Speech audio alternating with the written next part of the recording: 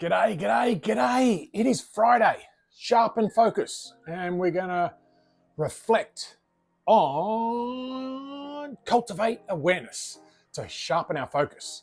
And wow, have I got some stories for you today. I'm going to talk about how crossing the road at a set of lights can actually kill you. Interesting stuff. And I learnt that today. Well, I learned it a while ago. You need to hear the story. I'm going to talk about how they've done some research and only 1 in 5 young adults feel like they've got someone to count on. That means that it's up 40% in 20 years. Now, someone with a maths brain, can you tell me, is that 1 out of 20 years? Not sure. What else we got? Finland leads the world in happiness. That sounds like 3. If you're interested, hang around for more. Talk soon.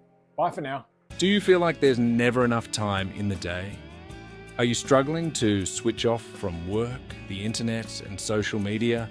It's time to reconnect with family, friends, colleagues, and most importantly, yourself. Join the Be More Social Daily Challenge. Just 10 minutes a day to recharge, gain more energy, and enjoy what matters most. Let's begin. Isn't that interesting? I realized as I was doing that short video, I was so focused on my little book down here and the 3 things that I wrote. I actually only said 2 of the ones that I planned on. The first one was actually a story that I came up with this morning about things that had happened in my life. Where was my focus? Was it up here or was it down on paper? Because when I speak naturally, off the cuff, the real stories come out. Let's look at how we can sharpen our focus and cultivate awareness. This is the brilliance of the daily challenge to be more social. Every time I go to stop at a set of lights, my wife is constantly telling me I need to wait for the little green person. What does that mean? I'm taking Pip with me and we're training her. She trains to stop at the curb. Whether she's walking ahead, she stops, or whether she's walking behind, she sees me stop at the curb and she quickly catches up. And what I've noticed is, you know the sounds? Beep, beep, beep, beep. Don't go, don't walk, risk, danger, danger. And then when it goes green, beep, beep, beep, beep, beep, beep, beep, beep, beep, beep. Now what I realized, what I became aware of, a couple of meters away over there on the corner is another set of lights to go in the opposite direction, or the right angles. What I identified, when Pip hears that one go green, she actually walks off. We had not conditioned her to go then, the actual lights had. She works on triggers. She hears sounds and she sees body language. I'm training and coaching her to only walk off the curb when I do. But to be able to do that, I have to walk across the road before the lights change. Who's at risk more here? Me, who is very aware of the traffic, or a dog who's been trained to listen to these sounds? And let me tell you, their senses are 20,000 times more stronger than ours. They can pick up that sound whether the light's there or 200 meters down the road. I know what the biggest risk to me is. And if it's going to cost me $100 for jaywalking, I'm prepared to pay that for the safety of my puppy, Pippi, because she gives me energy. And if she goes, I go. Make sense? What was the next story? 1 in 5 young adults feel like they don't have someone to count on. That's shocking. I'd even ask, how many people do have people to count on, no matter what age? I'm 51. When I was growing up, my friends were my world. Whether it was football or cricket or swimming or going to the beach or going to the pub and having a beer, that was my world. Slowly, they disappeared. They got married. They had their own families. I keep in touch now and then. To be more social, there needs to be that personal interaction. Now, who's responsible here? The one that took off and got married, or the one that moved from Sydney to the Gold Coast? That's me. I'm the one that moved away. But subliminally, I was believing that my friends left me. I've made an effort to call them. They have their own lives. I understand that. But we're talking about young adults, teenagers. What do they know about the world? Well, let me tell you, they know a lot more than we do. because we come to life with baggage. I've got 51 years worth of baggage. How old are you? A 16-year-old has nowhere near as much baggage as us.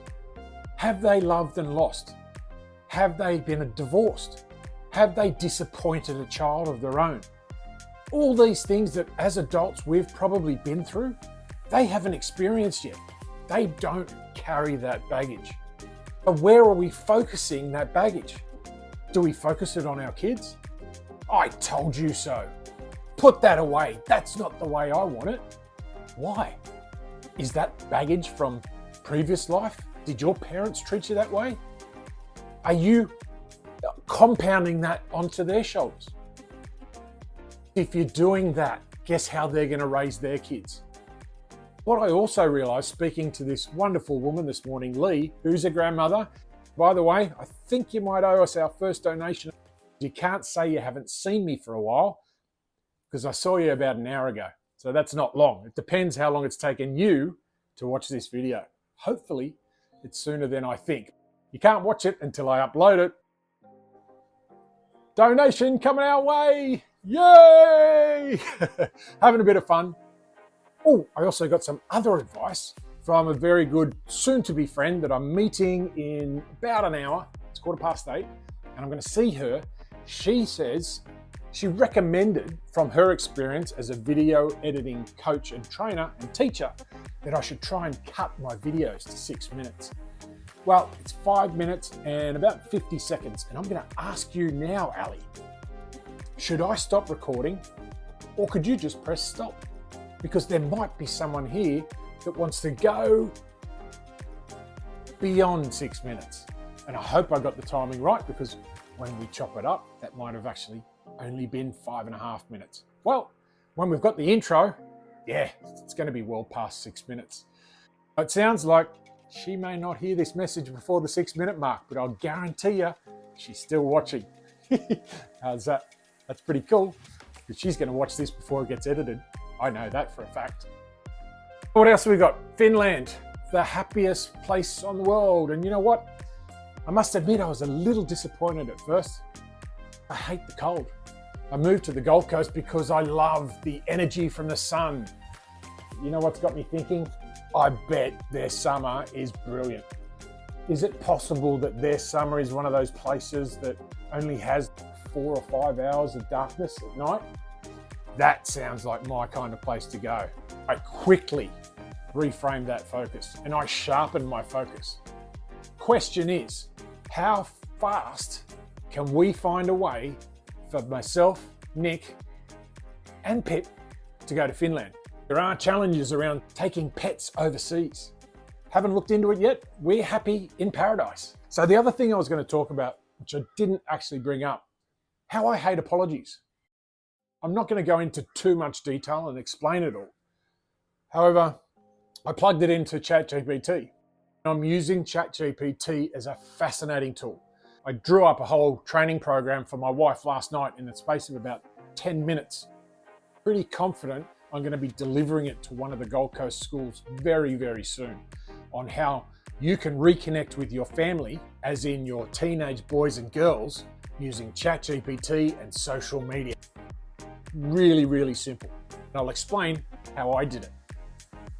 I know I've got a bit of a hang-up around people who apologise.